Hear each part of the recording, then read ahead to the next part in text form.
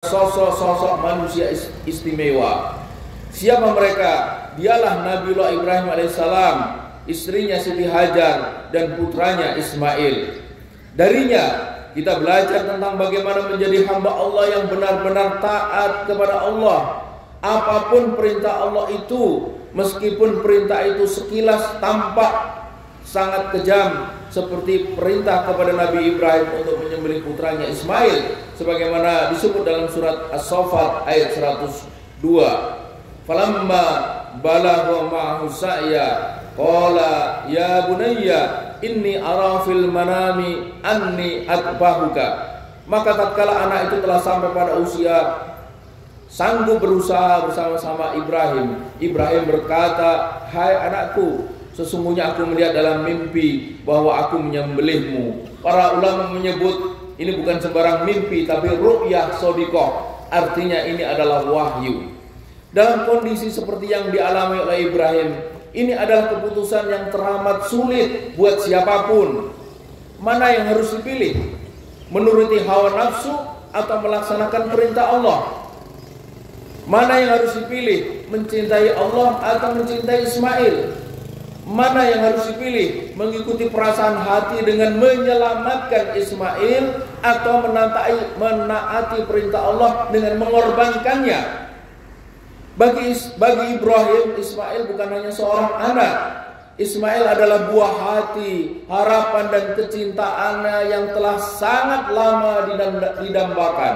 Dalam tarikh disebutkan lebih dari 80 tahun Nabiullah Ibrahim alaihissalam menantikan putranya ini. Ismail telah mendatangkan kebahagiaan dalam hidup Ibrahim. Akan tetapi di tengah rasa bahagia itu, tanpa diduga-duga turun perintah Allah kepadanya untuk menyembelih putra kesayangannya itu. Di hadapan Nabi Ibrahim terbentang dua pilihan. Ia tetap teguh pada kecintaan yang tinggi atau al-mahabbatul ulya, yakni kecintaan kepada Allah, Rasul dan jihad fisabilillah, melebihi cinta kepada yang lain, atau jatuh kepada kecintaan yang rendah, al-mahabbatul adna, yakni kecintaan kepada ibu, bapak, anak, suami, istri, kerabat, harta benda, kedudukan, pangkat, derajat dan sebagainya yang dilakukan secara salah melebihi kecintaannya kepada Allah, Rasul dan jihad. Di hadapan Nabi Ibrahim terbentang dua pilihan. Tetap menyadari bahwa anak yang dicintainya itu sebagai karunia Allah, atau malah menjadikannya sebagai andada atau tandingan-tandingan Allah yang lebih dicintai daripada Allah. Wa minan nasi may yattakhidhu min dunillahi andada yuhibbunahum ka hubbillah walladzina amanu asaddu hubbalillah. Di antara manusia ada orang-orang yang menyembah tandingan-tandingan Allah atau andada. Mereka mencintai sebagaimana mencintai Allah.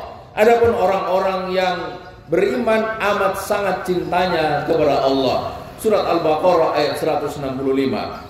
Kesediaan Nabi Ibrahim untuk mengorbankan Ismailnya itu juga dilakukan oleh Nabi Musa.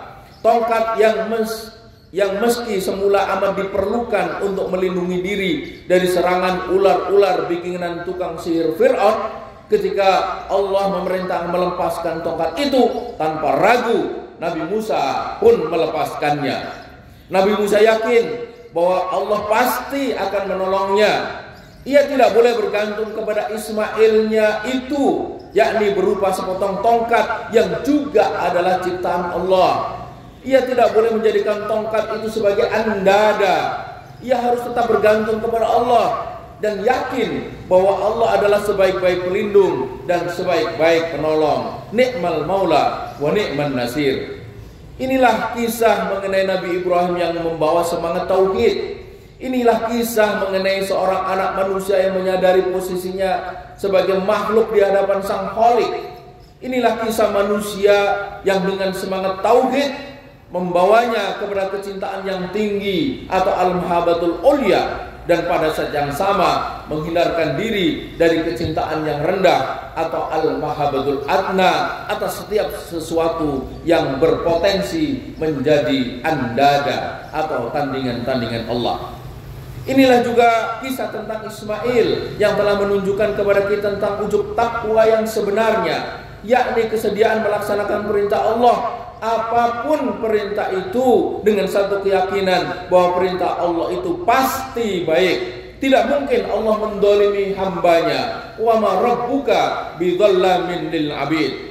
Maka ketika ayahandanya bertanya kepada dirinya tentang perintah Allah yang sesungguhnya bakal menghilangkan nyawanya itu, fandur madza tara, dengan tegas Ismail menyatakan, ya abati fa'al ma tu'maru satajiduni insyaallahu minas sabirin. Wahai ayahanda, lakukanlah apa yang diperintahkan Allah kepadamu, niscaya engkau akan mendapatiku termasuk orang-orang yang sabar. Surat As-Saffat ayat 102. Benarlah, tepat ketika pisau tajam itu hendak menyentuh kulit putih leher Ismail, Allah dengan kekuasaannya menggantinya dengan seekor domba besar. Wa fadainahu bidibhin adim, dan kami tebus anak itu dengan seekor sesembilan yang besar. Allahu Akbar, Allahu Akbar, Allahu Akbar, Allahu Akbar, walillahil hamd.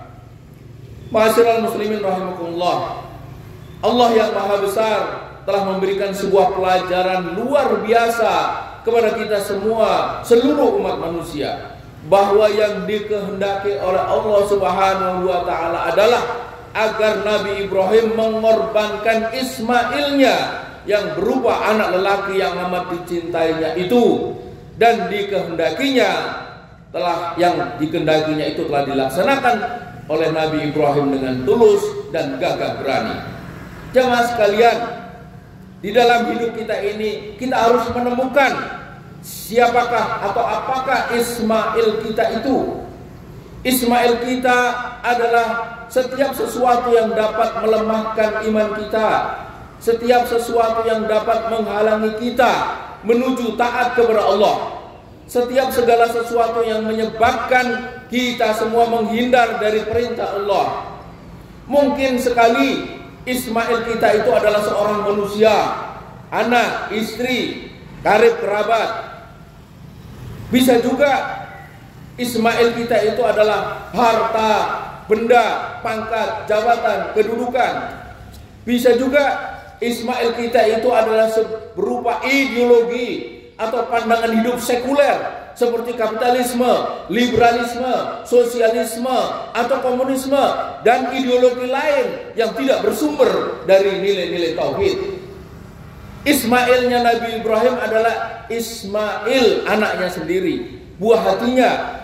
Mula-mula Ibrahim yang tetaplah manusia biasa, bimbang, dan di tengah keraguan itu setan dengan cepat memanfaatkan kesempatan dengan beralih rupa sebagai seorang lelaki tua, sebagaimana diceritakan dalam hadis riwayat Ibnu Katsir dari Abu Hurairah.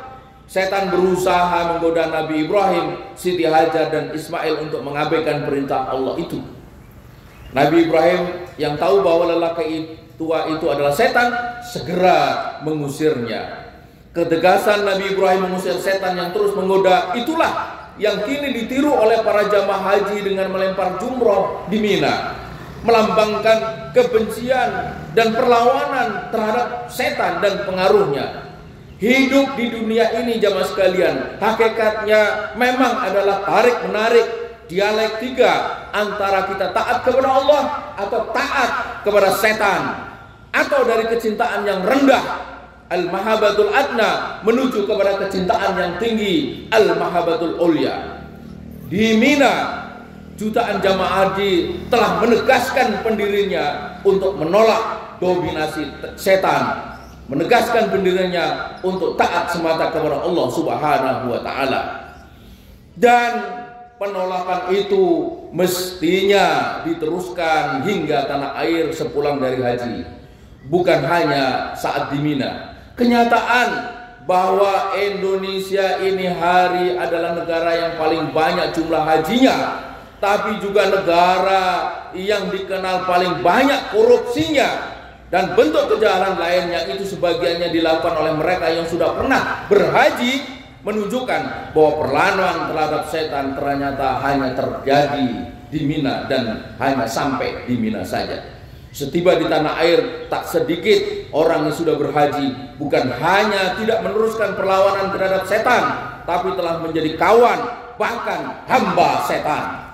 Lihatlah, meski Allah telah jelas-jelas melarang riba, tapi sebagian dari kita, termasuk sebagian dari umat Islam, termasuk pemerintah, tetap saja mempraktekkannya. Dengan utang luar negeri, utang Indonesia yang saat ini mencapai 7.000 triliun rupiah. Pemerintah harus membayar bunga utang sebesar lebih dari 400 triliun rupiah setiap tahunnya. Padahal jelas riba termasuk dosa besar. Allah Subhanahu wa taala secara tegas telah mengarahkan riba dan bahkan mengancam perang kepada siapapun yang tak berhenti memakan riba.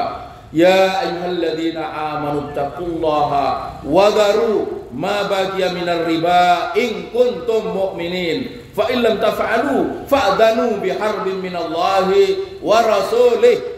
Hai orang-orang yang beriman, bertakwalah kalian kepada Allah dan tinggalkanlah sisa-sisa riba jika kalian benar-benar beriman.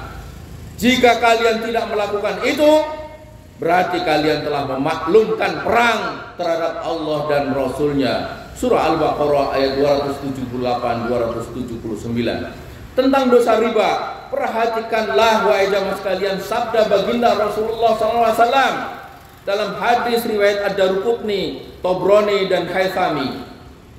Dirhamu riba ya'kuluhur rajulu wa huwa ya'lamu asaddu min sittatin wa thalathina zaniyatan. Satu dirham yang dinikmati oleh seseorang sementara dia tahu adalah lebih besar dosanya daripada 36 kali berzina. Zina adalah dosa besar, namun riba ternyata jauh lebih besar dosanya. Jika satu dirham kurang lebih sekitar 95.000 rupiah, harta riba dosanya lebih besar daripada 36 kali berzina. Lantas jamaah sekalian, berapa dosa yang harus ditanggung untuk pembayaran riba ratusan triliun rupiah?